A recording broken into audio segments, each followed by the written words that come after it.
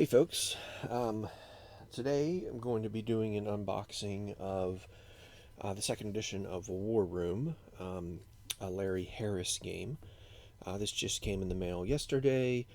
I have already unboxed it myself, and I went ahead and applied all the stickers outside of the Chinese stickers because I did go for the historically accurate Chinese sticker sheet, which has not arrived yet.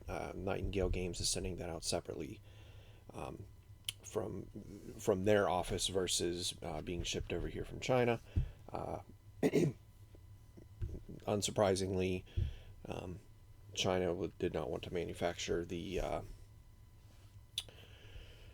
I'm assuming the logic is they didn't want to do the old stickers, historically accurate stickers, because it was when China was weak. I'm not sure. That's just all speculation on my part.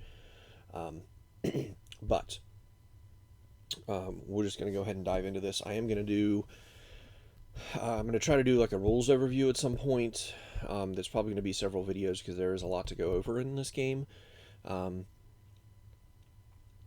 it's not an overly complex war game. There's just a lot of rules to try to keep in mind, a lot of steps, a lot of phases. Overall, it's fairly simple for a war game. Um,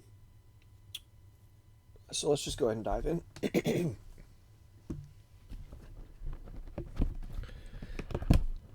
I can get this off, there we go. It's a huge box. It's not going to fit on a Kallax shelf unless you set it on top, which is where it's probably going to have to live. This is the sheet of contents for the second edition that came on the. I'm trying to hold it at an angle so you don't get too much glare. This was on the back of this box when it was in shrink, and on the other side it gives you the assembly instructions, which show you which blocks to sticker. It's pretty pretty self-explanatory. The square stickers go on the square plastic bits, those etc.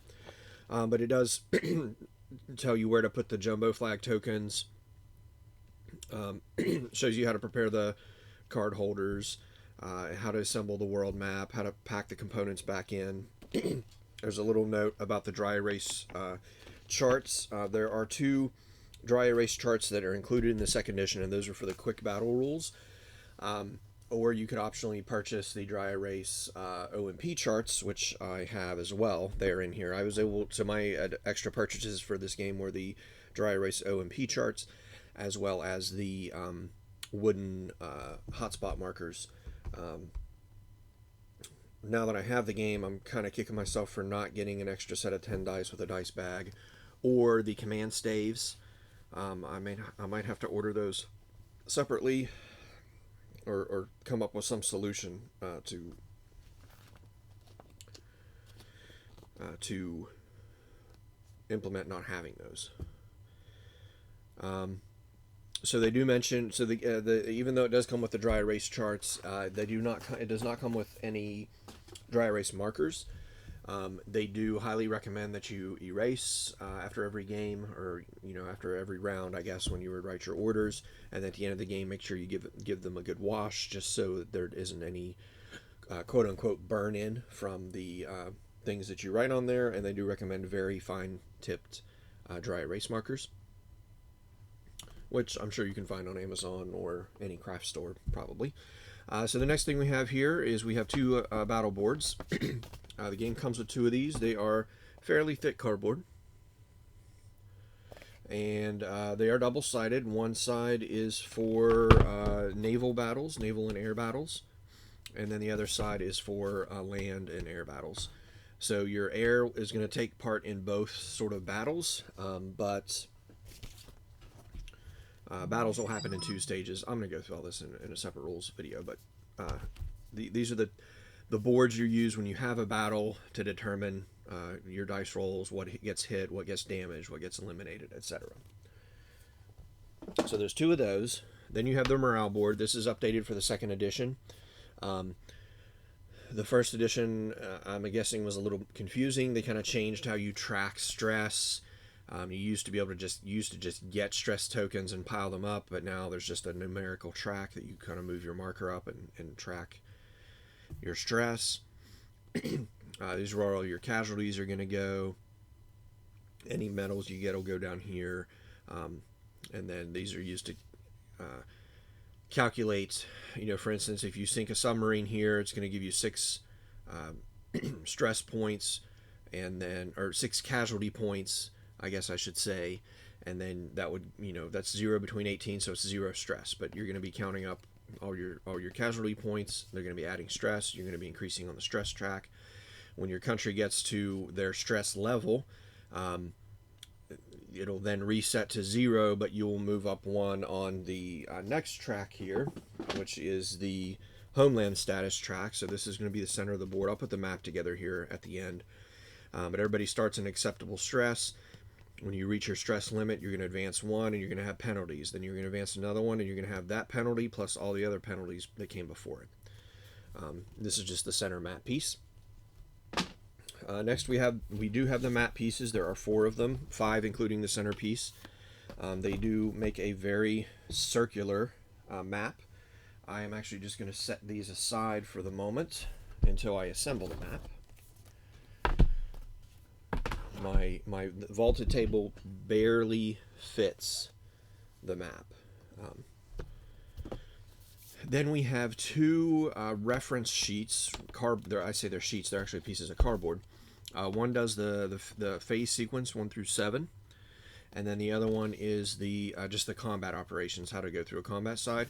The important part of this is on the back side is references of the map with their numbers. So basically, at the start of each round, each side, the Axis and Allies are going to go off, and in their OMP charts, they're going to write where they want to go. Their orders, right, where they're going to order their commands to which sections on the map, and these are meant for those sides to take them. Let me see if I can get a little close up on that. And so they're not looking at the overall map, and the other side's trying to determine where they're actually going for their moves. This is supposed to be done at the table, though. The OMP, marking your OMP charts, I believe is supposed to be done at the table. I don't think you're supposed to go off into a separate room and then talk about where you want to go and double check each other's moves and everything. Maybe that's a legal move. I don't know, but I thought the interpretation was you can go off and discuss your strategy, but then when you're actually doing to mark your orders, everybody has to be back at the table and has to be marking them down. That's where these would come in handy. Maybe not. Maybe you can mark your OMP charts in separate rooms and then just come back and there they are. But these are nice little reference charts that each team can take, and it has those other basically all the phases of the game, and then goes into detail on the combat phase. Then we have the 2 quick battle boards. These are dry erase. These are if you're going to play with the quick battle rules. I don't know if I'm probably never going to play with these, just because it seems like it makes the battle too simple. There's no stances for your when you normally go into battle. You're going to choose a stance for your units, whether they're in an offensive stance or a defensive stance, and they get rolled different dice, or they can take more hits depending on what stance they're in, that type of thing. This just takes that completely out, and you're just rolling dice. It's meant to be a quick battle. So, but there's the 2 dry erase for there. This only comes in the 2nd edition. Then these are the dry erase OMP charts that I purchased in addition. There's nothing. They're not double-sided like the other OMP charts, which you'll see, or they are double-sided, but they're not in a booklet to hide, the writing. So you can buy a booklet that holds one of these, but there's 6 of these. There's 7 of these OMP charts, and each of the booklets is $10. So you'd be spending $70 to get the booklet that this would go in to sort of act as the OMP charts that come in the game, where you can hide your operations and stuff. But we'll probably just be able to. You should be able to just hold them up and write on them. without anybody seeing. And then you can cover them up, place them face down, whatever you want to do. So that's those. Then we have, these are all the card sleeve, or the card holders, I guess I should say, for the different countries, and you get, I believe, 4 spares, not spares, but extras. So these sleeves are going to hold your cards to indicate which countries you control, which territories you control, I guess I should say. But the sides of them fold up like this, and then you'll be able to slot the cards in. They're basically the mini Euro size cards, or standard Euro size cards. So that kind of slot, the edges slide up like that, and then you're supposed to take your finger behind, and you can pry up one of the things and slide your card in behind it, and it'll hold it in there. One thing that they recommend you do is that you go ahead and just slot like each country's starting cards, which I have not done yet. So that is still left for me to do. Then you have this packet, this black envelope here, which this rule book was inside of. And this also contains all the sticker sheets. So I'll go ahead and slide these out, so you can kind of get a glimpse of them here. Okay. So you actually get 2 sets of sticker sheets. So you get duplicates of everything. So here's the sticker sheets for all the land units. These are the square stickers. Then you have the sticker sheets for the air. These are the circular ones. And then you have the sticker sheets for the naval units, and these are the hexagonal ones. And then here are all the ones that I've already stickered. You'll see I haven't done the Chinese because I'm waiting on those other stickers to show up.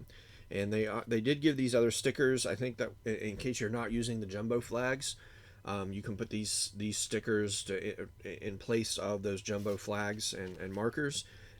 But these just stayed on. There's nothing for the naval one, so that can be thrown away. But they do give you 2 full sheets of each set. So if you have to replace one, or one gets damaged, you can certainly do that. You do actually get 1 extra unit of each command. Extra unit of each command, so there's one of those. And then here's the jumbo flag stickers.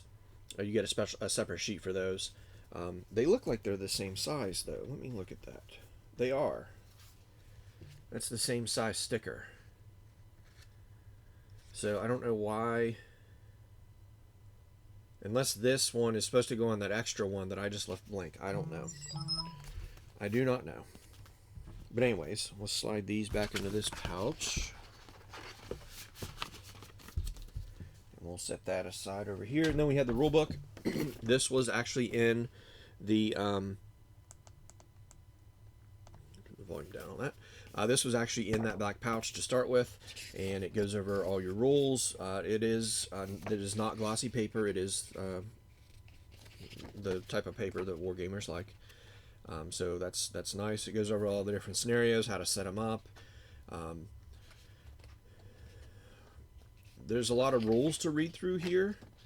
Well, not terrible. I guess 35 pages. And I've seen Euro games with larger rule books than that, but on the back there's a quick battle. This is if you're doing the quick battles. Here's the quick play rules. This was an extra page for the second rule book. I think the other edition will run, or the first edition basically ends here. You get a brief summary. It does come with the Nano expansion, which gives you 20 tokens.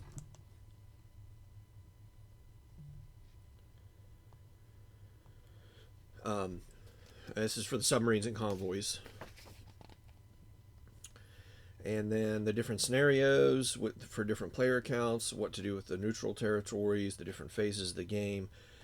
It goes through everything. I'm going to sit down and read this before our first play for sure, but they do have, there's an excellent series of games, or a series of videos online that covers the first edition rules that you could check out. I'm going to make a series of videos as well, but there's already a set of videos out there for the first edition. I don't think enough has changed to warrant them redoing those videos. But there it is. Then you have this trench. You have the I guess I can't call it a trench because this isn't a Fantasy Flight game. But there's your trench. Probably going to hold on to that because it kind of holds everything in place. But we will set this aside. And then you have your OMP charts over here, normal ones. These are just pads of paper, and they are in the little booklets. Let's see if we can open this up real quick. If I can find a corner I can tear in this shrink wrap. I do not have my knife on me.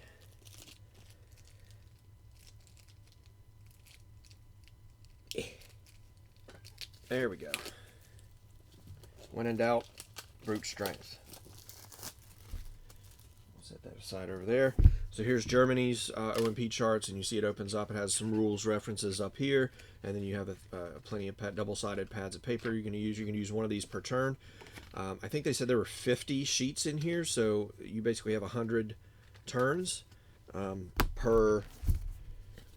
There's one for each nation that you can play as. So we'll set those aside. Then I have the wooden hotspot tokens, and these are just very thick tokens, and they came pre-stickered with the two sides. They probably did about as good as a job as I would have, although some of these are fairly off. But you know, it is what it is. They're pre-stickered. I'll take it. But these are the wooden hotspot tokens. They replace the cardboard ones. This bag held all of the flag tokens. This was filled with every country's flag token. So that's an extra bag I have now because I divvied those up in here. You get a bag of dice. There's 10 of these dice. They are 12-sided dice. And they have the various different colors, and they have pips in the sides. I don't know if you can see that or not. Pips in the sides, so the blue has 2 pips there to sort of indicate if you're colorblind. Green is 3 pips there. If somebody has trouble seeing those colors, they can easily just look at those pips instead. Get that sealed back up and set over here. Then we have the well, let's do here. Here's a pack of cards. I've not opened this up, still in shrink. These are all the country cards. These are what you're going to put into those sleeves, the card sleeves or carriers. I don't want to call them sleeves because then people think you're sleeving the cards, which I think in one of Nightingale's videos they do mention that if you do get sleeves and you want to sleeve these cards, you need to make sure they're very tight, or they are not going to fit in the card holders. So that's there. I'll put that back there. Then we have the different countries box. So each country comes with a box, and you're going to slide it out. It's a sleeved box, and then you're going to have your resource chart marker. So when you're playing the game, you're just going to have this box. This is your player board, so to speak. But if you press down on either side, you can pop it open. There are 2 different sides. One is for the quick play rules. The other one is not. And then you have all your pieces. These come unstickered, and that's what I stickered last night. Sorted through them all. So each one of these sections has one additional piece that is not stickered. But you'll see these are all the commands. This is the 82nd. You can see that maybe you can see. Starts in B1, and it tells you what units it starts with.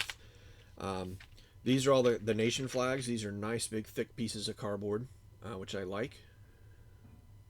Really thick pieces of cardboard. But these are the markers that were all in that one bag. Then you have your pegs here that you're going to use to put in your pegboard to mark your resources. And then you have your jumbo markers for your flags for your to mark the various things on the board, or to the tracks rather. Each country comes with a set of these, and they each come with different amounts. But they just sleeve back together like that, and you're going to have one for each country. Get all these out of here. Here's this piece of cardboard comes in here, and I'm going to leave it for now until I figure out something better to keep this stuff from sliding around, but I think I'm just going to reuse that. Get all these out of here. I'll show you the Chinese since I have not stickered those yet. You can kind of see what it looks like. I did put the pegs in there, but so all the blocks or the plastic bits, basically they're just not stickered. They just come in there. So they recommend that since China doesn't really have that many units, you can use these other two wells to store some of the other pieces. You could put I might put the wooden hotspot tokens in there, but I have plenty of room for it right now, so I don't know why I would do that. We talked about the cards.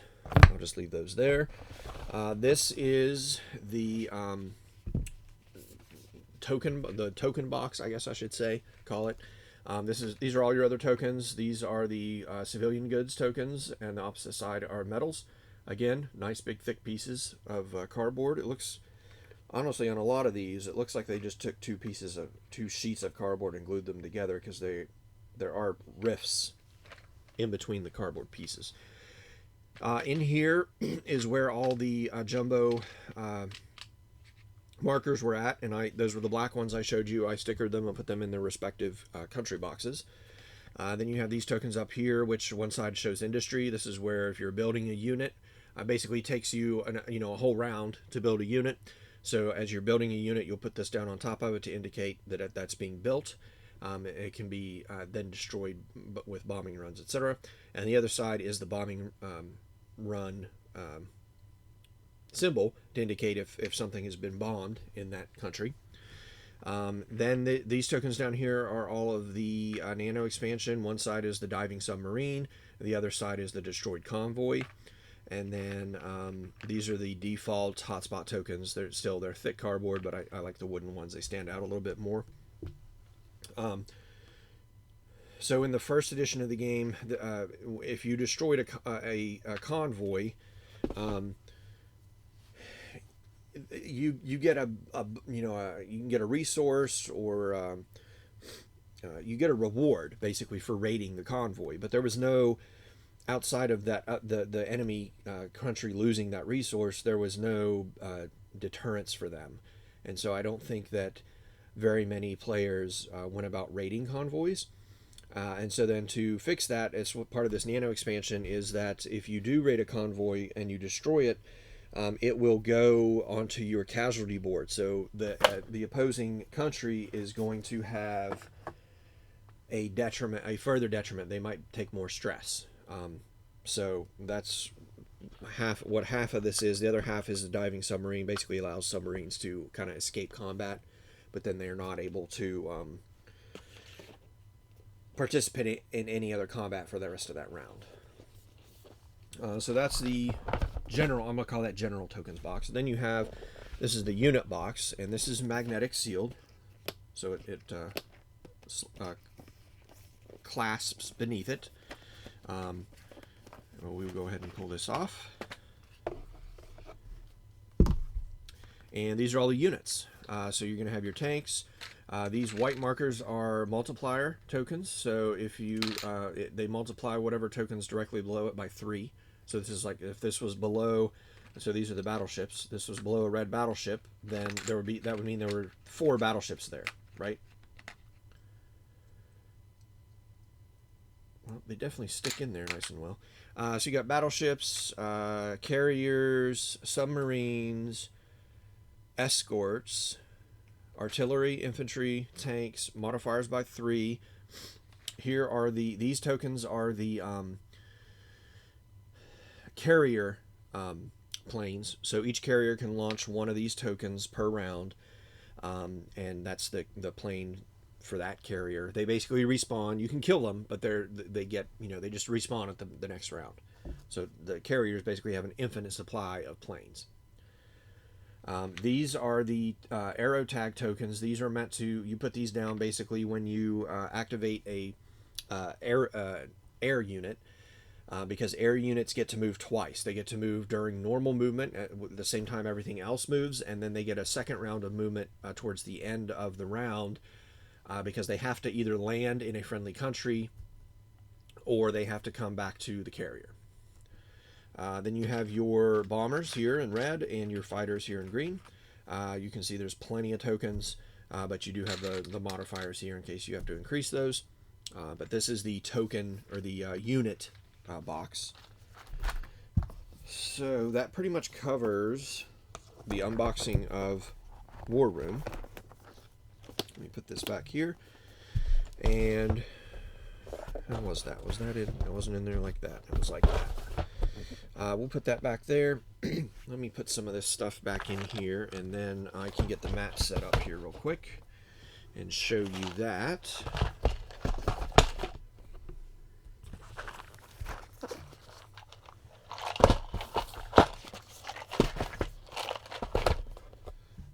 Let's see, these were over here. I had these here. I had these here. This wooden piece goes here. Like that. Then we have the trench. Uh-oh.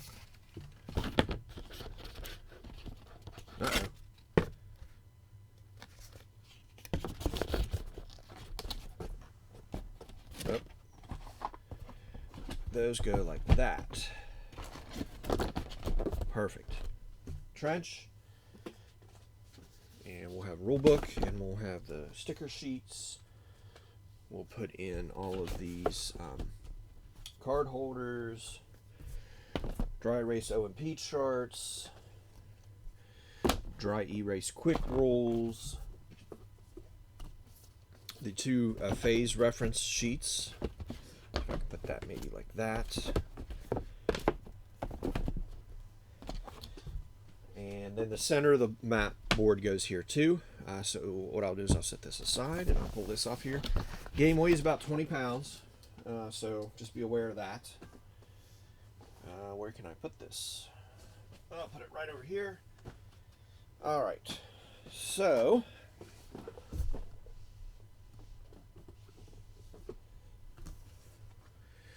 the board.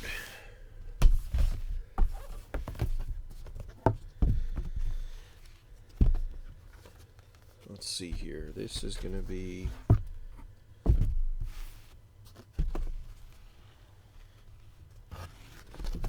right like that.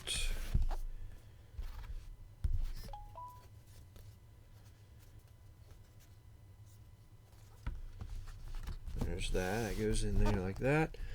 We'll bring these two sheets over here. Push this over there. It goes all the way to the edge of the table of the vault.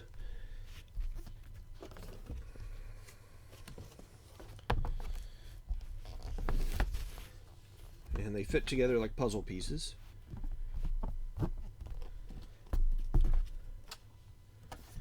And so that pops out like that. And there's your map.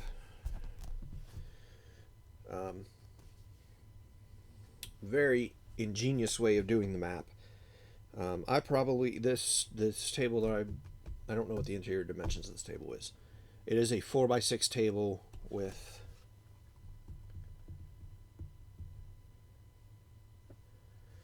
is the inside 4 or did I make the outside 4? I can't remember now. I'd have to measure. Anyways, either way, I have about 1/4 of an inch on either side to spare. In the vault, if I could put the top on the table, I'd obviously have a little bit more room.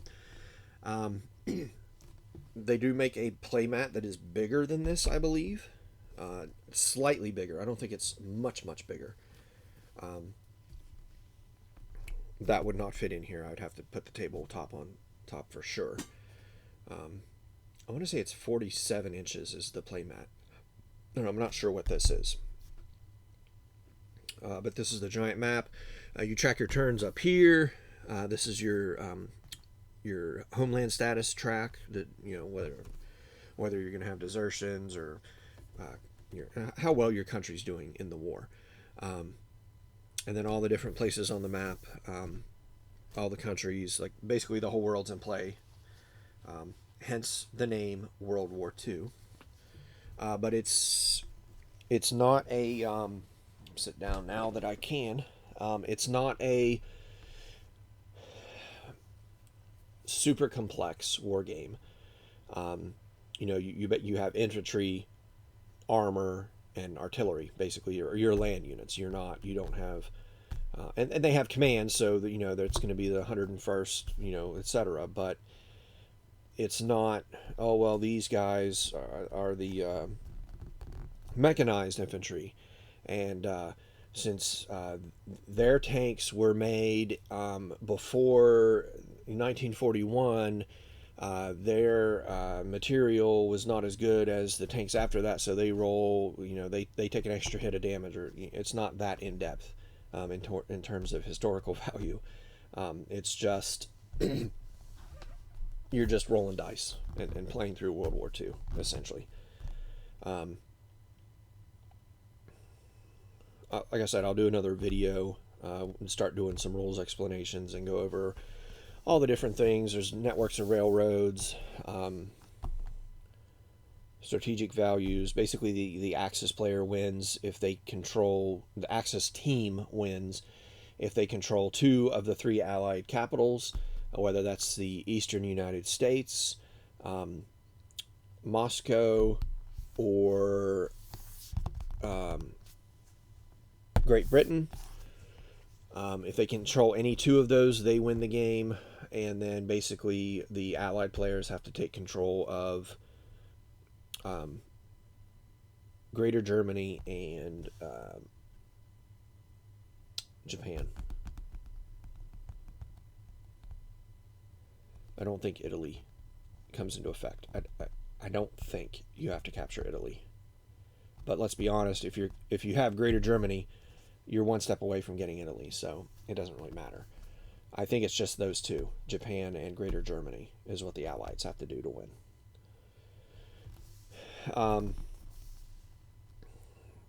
This is, from what I have read, you're looking at probably anywhere between 6 to 8 turns per game. Because your ability to produce units does not exceed your ability to lose units. So you're going to lose a lot more units each turn than you produce on that turn. So eventually somebody's going to lose out on enough units to not be able to defend themselves, basically.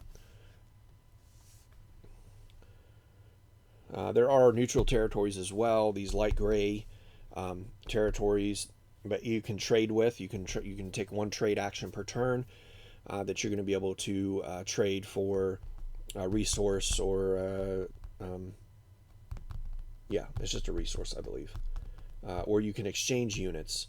So I mean, that's what you're going to do when you trade. You're going to give so many units and exchange them for different resources, essentially, not units. Yep, so this is War Room, 2nd edition. Very much looking forward to playing this. This would be the map setup for the global player count, which is 6 players.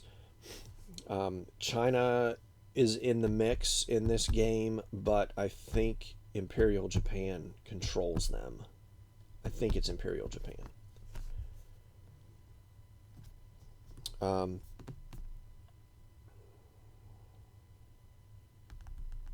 There are different configurations, different scenarios that don't use the whole map. So if you have less than 6 players, you're not going to have this whole map out like this. You're just going to have portions or sections of it available. So it's not going to be as much of a table hog unless you have the full 6-player complement to take advantage of it. I do definitely want to play a full 6-player game.